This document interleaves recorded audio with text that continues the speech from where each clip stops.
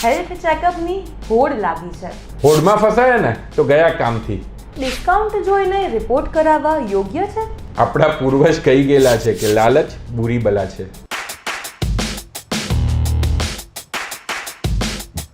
કેટલા રિપોર્ટ કયા સમયે કરાવવા જોઈએ? આ વિડીયોની અંદર બધી જ માહિતી મેં આપી દીધેલી છે.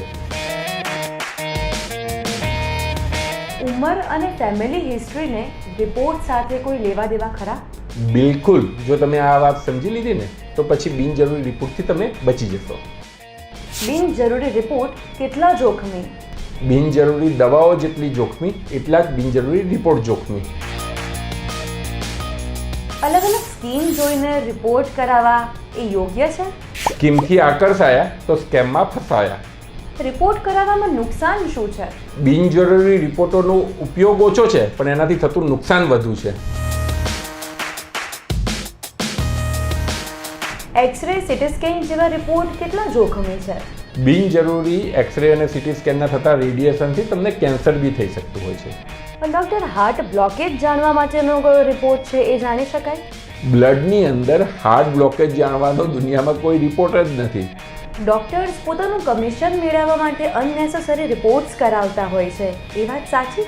આ તમે સળગતો સવાલ પૂછ્યો છે. મેડિકલ પ્રોફેશન છે, ડૉક્ટર ધંધો છે. હું એમાં કોઈ બી બે મત વગર કહું છું.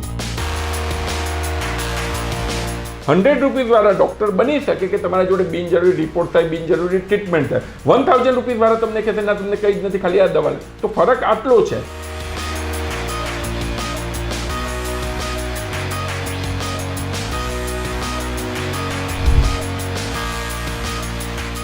હેલો, હેલ્થ ગ્રંથમાં આપનું સ્વાગત છે અને હું છું ઝીલ. સેલ સેલ સેલ આ પાટિયા આપણે દરેક દુકાનોમાં જોયા હશે, પરંતુ હવે હેલ્થ ચેકઅપ માટે આ કેટલું યોગ્ય છે? સોશિયલ મીડિયાના યુગમાં આપણને એક જાહેરાત આવે છે કે આટલા ડિસ્કાઉન્ટ પર આટલા રિપોર્ટ્સ કરાવી લો. આ કેટલું જોખમી છે એની જ આપણે આ પોડકાસ્ટમાં આજે વાત કરવાની છે. તો આ જ વિષય પર વાતચીત માટે જોડાઈ ગયા છે આપણી સાથે ડૉક્ટર સ્વપ્નિલ શાહ, જેઓ MD છે અને ફિઝિશિયન પણ છે. આપનું ખૂબ ખૂબ સ્વાગત છે. Thank you so much. તો ડૉક્ટર, વિજ્ઞાન કહે છે શું કરવું અને સાથે જ સમજદારી કહે છે કે શું ટાળી શકાય. હવે અનનેસેસરી જે રિપોર્ટ્સ કરાવવામાં આવતા હોય છે એને લઈને આપનું શું કહેવું છે? બહુ સારો સબ્જેક્ટ ઉપાડ્યો છે જીલબેન, અને આને હું તમને રિયલ લાઈફ એક્ઝામ્પલ સાથે તમને સમજાવીશ. આજે તમે મારી જોડે પેશન્ટ બનીને આવો છો. તમને લાગે છે કે શરીરની અંદર વીકનેસ છે, ભૂખ નથી લાગતી, અને મને લાગે છે કે થોડાક રિપોર્ટો જરૂરી છે જે હું તમને લખીને આપું છું એઝ એ ડૉક્ટર તરીકે. સવારે તમારા ત્યાં બ્લડ કલેક્શન માટે માણસ આવે છે, તો તમારા રિપોર્ટ જોવે છે, કહે છે આનો ચાર્જ થશે 1000 રૂપીસ. પછી સામે તમને ઓફર મૂકશે, આની જગ્યાએ 200 રૂપીસ એક્સ્ટ્રા કરીને બીજા આ 10 રિપોર્ટો થાય છે, એ તમે કરાવી લે ને, તો તમારી સમજદારી શું કહેશે? તમે કરાવશો કે નહીં કરાવો? હું તમારી જોડે જવાબ માગું છું. શું કરશો તમે? બિલકુલ, કદાચ હું પણ કરાવી લઈશ એમાં. બસ આ જ કોમન મિસ્ટેક થતી હોય છે. તમને એમ લાગે છે કે 200 રૂપીસ એક્સ્ટ્રા આપીને મેં વધુ રિપોર્ટો કરાયા એટલે મારી બોડીની વધુ પડતી મને જાણકારી મળી. પણ અનફોર્ચ્યુનેટલી લોકોની અંદર સૌથી વધુ રોગો આ બિનજરૂરી રિપોર્ટના લીધે આવતા હોય છે.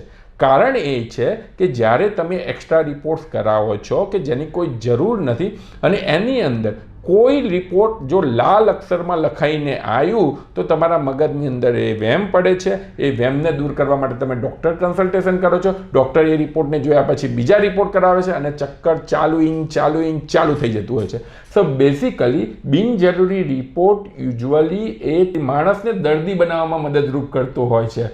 માટે ડૉક્ટરની એડવાઇસ મુજબ જરૂરી હોય એ જ રિપોર્ટ કરાવો. કાલે જ્યારે તમારા ત્યાં બ્લડ કલેક્શન માટે માણસ આવે ત્યારે કહો ના, તમે ના પાડતા શીખો. એ 200 રૂપિયામાં વધુ પડતા એક્સ્ટ્રા રિપોર્ટોના લોભમાં ના ફસાશો. એ ઇમ્પોર્ટન્ટ વસ્તુ છે. જે રિપોર્ટ કરાવવા જરૂરી નથી અને આપણે કરાવી લઈએ છીએ તો પછી એના કારણે એક ડર પણ માણસમાં આવી જતો હોય છે. સાચી વાત? એક્ઝેક્ટલી. જ્યારે બી તમારો હેલ્થ ચેકઅપ થતો હોય છે ત્યારે એવા રિપોર્ટ્સ થતા હોય છે કે જે તમારે ખરેખર અમુક બીમારીઓને આગમચેતી રૂપે ઓળખી શકે.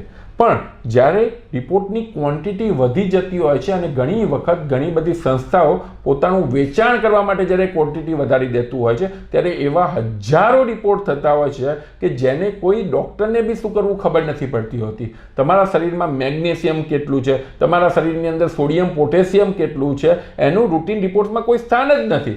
પણ બની શકે તમે મેગ્નેશિયમનો રિપોર્ટ કરાવ્યો અને થોડો ઉપર નીચે આવ્યો એટલે હવે તમારા જે ચાલુ થશે કે એના પછી કિડનીના રિપોર્ટ કરાવો, કિડની માટે સોનોગ્રાફી કરાવો, પછી સીટી સ્કેન કરાવો. એટલા માટે જ્યારે બિનજરૂરી રિપોર્ટ થાય છે એનું મેઇન નુકસાન એ છે કે તમે બિનજરૂરી રોગ નતો એ રોગ લઈને આવો છો. માટે ડૉક્ટરની સલાહ વગર બિનજરૂરી રિપોર્ટો ક્યારેય ના કરાવવા જોઈએ. કયા કયા રિપોર્ટ રૂટીન ચેકઅપ માટે કરાવવા જોઈએ? યુઝ્યુઅલી રૂટીન રિપોર્ટ્સની અંદર ડાયાબિટીસ છે, બ્લડ પ્રેશર છે, કોલેસ્ટ્રોલ છે, કિડનીનો ક્રિએટિનિન છે, એસજીપીટી છે, લીવર છે, એ રિપોર્ટો એટલા અમુક બ્લડ રિપોર્ટો સમાવેશ થતો હોય છે. એના સિવાય તમે બ્લડ પ્રેશર મપાવો, ઇસીજી થતો હોય, ઇકો થતો હોય, ટીએમટી થતું હોય. હવે બીજો એક એવું વસ્તુ બી છે કે ધારો કે કોઈની ફેમિલીની અંદર સ્ટ્રોંગ હાર્ટની હિસ્ટ્રી છે તો એના માટેના અમુક રિપોર્ટો થતા હોય છે જે બ્લડ રિપોર્ટ થતા હોય છે કે જેનાથી બોડીનું અંદરનું ઇન્ફ્લામેશન ખબર પડતી હોય છે. અમુક પેશન્ટની અંદર કેન્સરની હિસ્ટ્રી હોય છે તો એના માટેના અલગ રિપોર્ટો હોય છે. માટે પ્રાઇમરી રિપોર્ટો મર્યાદિત છે. પછી પેશન્ટની એજ કેટલી છે, એની ફેમિલી હિસ્ટ્રી શું છે, એને બીજી કઈ કઈ બીમારી છે એના ઉપરથી નક્કી થતું હોય. હવે આ બધું સમજવા માટે અમે મેડિકલ ફિલ્ડમાં 10 વર્ષ કાઢેલા છે. એટલે જનરલ પબ્લિક તરીકે ઇટ્સ વેરી ડિફિકલ્ટ કે કોઈ લેમેનને ખ્યાલ આવી શકે. એટલા માટે કયા રિપોર્ટ કરાવવા છે તમારા ડૉક્ટર જોડે ડિસ્કસ કરીને એ રિપોર્ટ ઉપર તમે વળગી રહો તો તમે ક્યાંય બિનજરૂરી રિપોર્ટમાંથી બચી શકો છો. આજના સમયમાં હેલ્થ ચેકઅપ્સને પણ હવે લોકો ધંધો બનાવીને બેઠા છે, કમાવાનું સાધન માનીને બેઠા છે. અને માર્કેટમાં જે આવી સ્કીમ આવતી હોય છે કે 1200 રૂપિયામાં કે 1000 રૂપિયામાં 70 ટેસ્ટ થઈ જાય, 60 ટેસ્ટ થઈ જાય, તો આવી સ્કીમ કેટલી જોખમી છે? હેલ્થ ચેકઅપનો ધંધો બને એમાં જરાય વાંધો નથી, પણ જ્યારે તમે સ્કીમને સ્કેમ તરીકે કરો છો એની સામે વાંધો છે. ફોર એક્ઝામ્પલ, ધારો કે એક સીબીસી કરીને રિપોર્ટ આવે છે જેને કમ્પ્લીટ બ્લડ કાઉન્ટ કહેવાય છે. એ રિપોર્ટ એક છે, પણ જ્યારે તમે એને સ્કીમમાં વેચવા જાઓ છો ત્યારે તમે એને કહો છો કે એક જ રિપોર્ટની, કારણ કે એના અલગ અલગ પ્રકાર હોય છે કે એક જ રિપોર્ટ આટલા પૈસાની અંદર તમારા 50 ટેસ્ટ થશે. હવે સીબીસી એક રિપોર્ટ છે પણ એના અંદર 50 પેરામીટર્સ હોય છે જેને એ રીતે વેચતા હોય છે. એ જ રીતે કોલેસ્ટ્રોલનો રિપોર્ટ એક લિપિડ પ્રોફાઇલ કહેવાતો હોય છે, પણ એની અંદર અલગ અલગ 8 જાતના કોલેસ્ટ્રોલ હોય છે. એટલે તમે 50ના 8 58 કરીને તમે એને વેચી શકો છો. માટે ખાલી જસ્ટ નંબર ગેમમાં પડ્યા વગર જરૂરી ટેસ્ટ, હું વારંવાર રિપીટ કરું છું, જરૂરી ટેસ્ટ તમારા ડૉક્ટરની સલાહ મુજબ કરાવો તો પછી તમે આ સ્કેમમાંથી બચી શકશો. ડૉક્ટર, હાર્ટ બ્લોકેજ જાણવા માટેનો કોઈ રિપોર્ટ છે એ જાણી શકાય? બ્લડની અંદર હાર્ટ બ્લોકેજ જાણવાનો દુનિયામાં કોઈ રિપોર્ટ જ નથી. આપણને જ્યારે છાતીમાં દુખતું હોય ત્યારે ચલો થાય કે ચલો રિપોર્ટ કરાવડાવી દઈએ. રૂટીન કોલેસ્ટ્રોલ છે, ગ્લુકોઝ છે, એ બધાની અંદર બ્લોકેજ હોવાની શક્યતા છે પણ બ્લોકેજ નથી જાણી શકાતું. એટલા માટે હાર્ટ બ્લોકેજ જાણવા માટે તમારે ડૉક્ટરને મળવું પડે, તમારું બ્લડ પ્રેશર મપાવવું પડે, કાર્ડિયોગ્રામ થાય, ઇકો થાય, ટીએમટી થાય. આ બધા હાર્ટ બ્લોકેજ જાણવા માટેના રિપોર્ટ છે. હાર્ટ બ્લોકેજ જાણવા માટેનો કોઈ દુનિયામાં રિપોર્ટ જ નથી. એક એવી કદાચ કોમ્પિટિશન ચાલતી હોય છે કે લોકોમાં એક હોડ જામી હોય છે કે આસપાસના લોકોએ રિપોર્ટ કરાવી લીધો તો બીજાને પણ સલાહ આપશે કે અમે તો રિપોર્ટ કરાવી નાખ્યો, અમે તો મંથલી કે 6 મંથમાં અમે રિપોર્ટ કરાવી લેતા હોય છે, તમે પણ આખા ફેમિલી સાથે રિપોર્ટ કરાવી લો. તો આ કેટલું યોગ્ય છે અને કેટલું હેલ્પફુલ હોઈ શકે આપણને? રિપોર્ટ કરાવવું ખોટું નથી, પણ કયા રિપોર્ટ કરાવવા, ક્યારે કરાવવા એ ઇમ્પોર્ટન્ટ હોય છે. ધારો કે કોઈ ફેમિલી છે કે એવરી યરે એ પોતાનો રૂટીન રિપોર્ટ કરાવે છે તો એમાં કંઈ ખોટું નથી. ખોટું ત્યારે થાય કે કોઈ માણસ પોતાના ફેમિલીને કહે કે ના ચલો આજે આખા ફેમિલીને આપણે એન્જિયોગ્રાફી કરી દઈએ અને હાર્ટના બ્લોકેજ જાણી લઈએ. એ ખોટી વસ્તુ છે.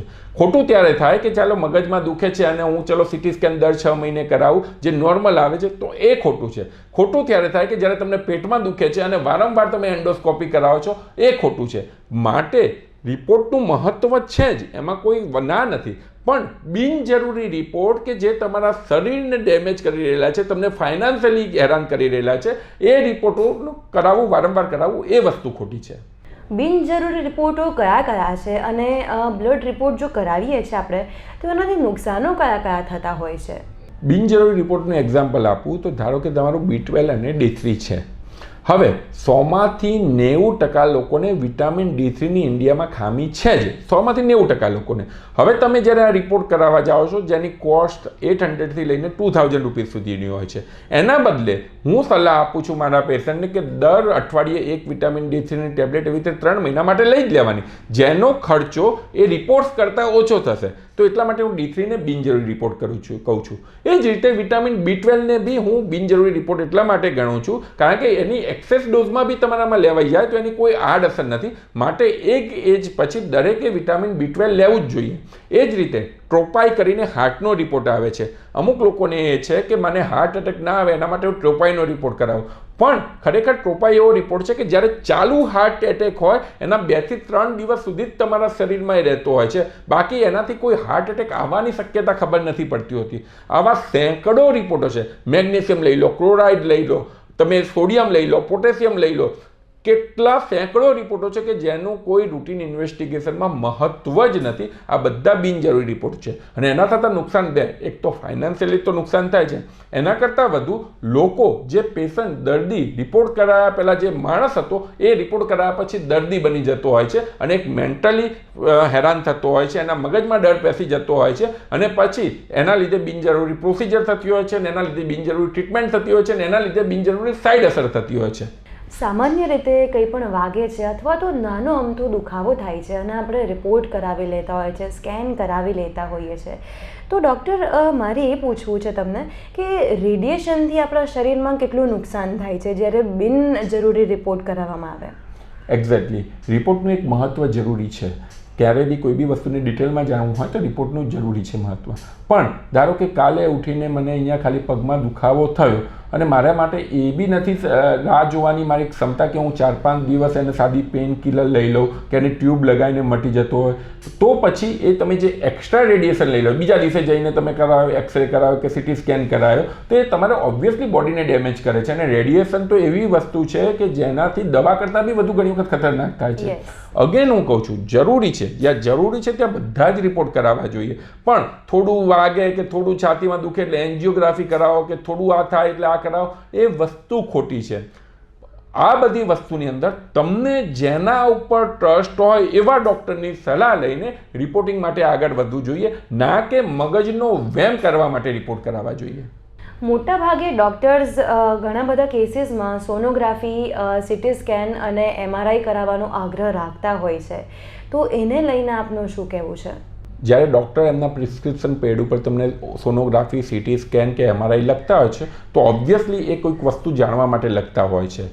સોનોગ્રાફીનો એઝ સચ બીજો કોઈ વાંધો નથી, એમાં કોઈ એવું રેડિયેશન જતું નથી, એ જ વસ્તુ MRIમાં છે. બટ સિટી સ્કેનની અંદર રેડિયેશન જતું હોય છે.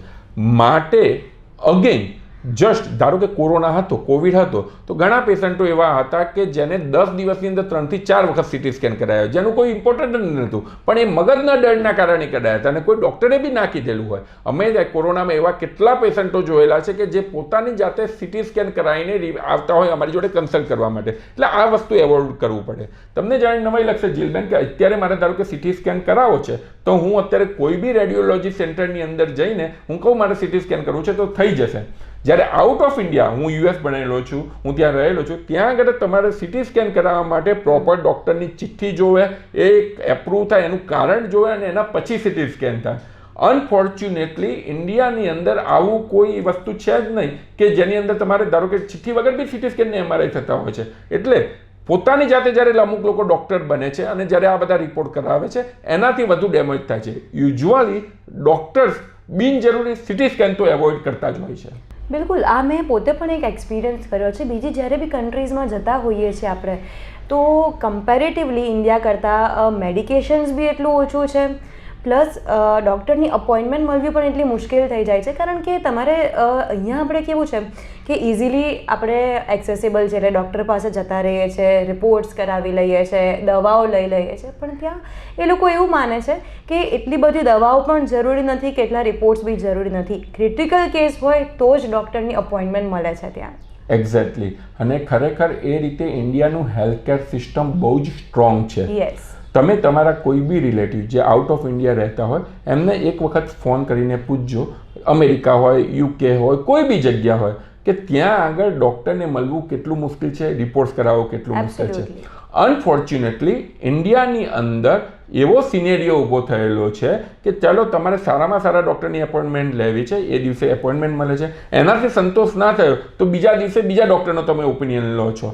એના લીધે જે એનું ઇમ્પોર્ટન્સ હોય એ ઓછું થઈ ગયેલું છે. અને જ્યારે બી કોઈ વસ્તુ ઇઝીલી મળી જાય એટલે એનું આપણને કદર નથી રહેતી હોતી. ડૉક્ટરો લૂંટે છે, ડૉક્ટરો આ કરે છે, ડૉક્ટરો ખરાબ છે, બધી જ વસ્તુઓ એટલા માટે ઊભી થઈ છે કે ડૉક્ટરો ઇઝીલી એક્સેસિબલ છે. એ જ વસ્તુ જ્યારે તમે યુએસ કે યુકે વાળાના પેશન્ટને પૂછશો તો કહેશો કે અહીંની હેલ્થ કેર સિસ્ટમ એટલી ખરાબ છે કે તમને 6-12 મહિના સુધી એપોઇન્ટમેન્ટ નથી મળતી હોતી. માટે જે જરૂરી છે લોકોએ બી એ સમજવું જોઈએ. હા, દરેક પ્રોફેશનની અંદર, દરેક ધંધાની અંદર અમુક પાર્ટ એવું હોય છે કે જેને ખરેખર એ વસ્તુ ધંધાના એથિક્સ સાથે કામ ના કરતો, પણ એના લીધે જ્યારે તમે આખી કમ્યુનિટીને બદનામ કરો છો ત્યારે ડૉક્ટર અને પેશન્ટ વચ્ચેનો એક આખો મોટો ગેપ ઊભો થાય છે અને એમાં નુકસાન હંમેશા દર્દીનું છે.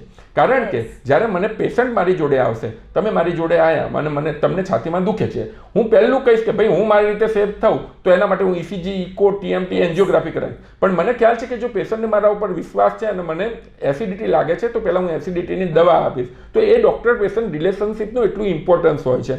માટે હું હંમેશા કહેતો કે તમારા ડૉક્ટર તમે વાઇડલી સિલેક્ટ કરો. એક બીજી વસ્તુ કહું છું જીલબેન, મેડિકલ પ્રોફેશન છે, ડૉક્ટર ધંધો છે. હું એમાં કોઈ બી બે મત વગર કહું છું. આપણા સમાજની અંદર મફતની વસ્તુઓને લોકોમાં હોડ લાગેલી છે. જે બી વસ્તુ મફતની હોય એ લોંગ ટર્મ સર્વાઈવ થઈ જ ના શકે. જો ખરેખર કોઈ ડૉક્ટરે સેવા કરવી હોય તો એ કાં તો ગવર્મેન્ટ પ્રેક્ટિસમાં જશે કાં તો કોઈ મોટું સેટઅપ બનાવીને બેસી જ ના શકે. અત્યારે જે ડૉક્ટર્સના ઓવરહેડ હોય છે કે એમાં એ વસ્તુ સેવા કરી જ ના શકે. જ્યારે બી તમે કોઈ એમ માનો છો કે આની કન્સલ્ટિંગ ફી 100 રૂપિયા છે કે મફત કન્સલ્ટેશન કરે છે તો એનો મતલબ જ એ છે કે એ બીજી કોઈ રીતે તમારી જોડે પૈસા કમાવાના છે. માટે ડૉક્ટરની ફી તમારે બરાબર આપીને સારા, અને જ્યારે કોઈ ડૉક્ટર વધુ ફી લે છે એનો મતલબ જ એ છે કે એ તમને સાચું ગાઈડન્સ આપશે. બે જ ડૉક્ટર છે, એક ડૉક્ટરની ફી 100 રૂપીસ છે, બીજા ડૉક્ટરની 1000 રૂપીસ છે. અલ્ટિમેટલી બંને પોતાના સેટઅપ રન કરવાના છે. 100 રૂપીસવાળા ડૉક્ટર બની શકે કે તમારા જોડે બિનજરૂરી રિપોર્ટ થાય, બિનજરૂરી ટ્રીટમેન્ટ થાય. 1000 રૂપીસવાળા તમને કહેશે ના તમને કંઈ જ નથી, ખાલી આ દવા લે. તો ફરક આટલો છે. પણ લોકોને એવું છે કે જે સસ્તું એ સારું એ મગજમાંથી કાઢવાની જરૂર છે. એટલે again coming back to the point, એક ડૉક્ટરનો ઓપિનિયન તો લીધો છે, બીજા ને ત્રીજા ડૉક્ટરનો ઓપિનિયન લઈએ છે ત્યારે પણ એ લોકો પણ પોતાની રીતે રિપોર્ટ્સ કરાવે છે અને દરેક ડૉક્ટર એવું કહે છે કે અમે જે રિપોર્ટ કહીએ એ તમારે કરાવવાના. તો એ પણ અગેન એ જ થઈ ગયું કે અનનેસેસરી રિપોર્ટ્સ અને અનનેસેસરી damage to the body. Absolutely અનનેસેસરી reports ત્યારે થતા હોય છે કે જ્યારે પેશન્ટને ડૉક્ટર ઉપર ટ્રસ્ટ નથી હોતો. હવે જ્યારે તમે મેજર સર્જરીમાં જાઓ છો તો જરૂરી છે કે તમે 2 કે 3 ઓપિનિયન લો, પણ હવે સાદી વસ્તુ છે એના માટે તમે જ્યારે 2-3 ડૉક્ટરને કન્સલ્ટ કરો છો તો ઓબ્વિયસલી રિપોર્ટનું પ્રમાણ વધવાનું છે. માટે હંમેશા ડૉક્ટર રાઇટ સિલેક્ટ કરો. જસ્ટ ફાઇનાન્શિયલી ફી ઓછી છે એ રીતે જોઈને તમે જ્યારે ડૉક્ટર સિલેક્ટ કરો છો ત્યારે તમારે ઓબ્વિયસલી એના લોંગ ટર્મ કોન્સિક્વન્સીસ ભોગવવા પડતા હોય છે. અત્યારે સૌથી મોટો ક્વેશ્ચન મારા મગજમાં એ આવે છે કે ડૉક્ટરો કમિશન મેળવવા માટે સૌથી વધારે રિપોર્ટ લખી આપતા હોય છે. તમે સળગતો સવાલ એક ડૉક્ટરને પૂછેલો છે અને આ વસ્તુ માટે કોઈ બી માણસ, કોઈ બી ડૉક્ટર ડિસએગ્રી નહીં થાય.